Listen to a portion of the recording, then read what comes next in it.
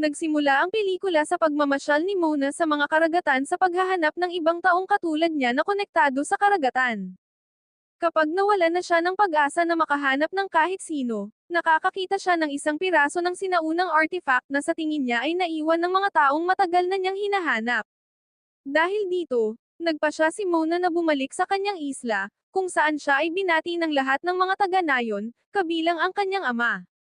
Nang tanungin siya ng kanyang nakababatang kapatid na babae, si Semea, kung ano ang ibinalik niya para sa kanila, ipinakita sa kanya ni Mona ang artifact, ngunit hindi ito hinangaan ng dalaga.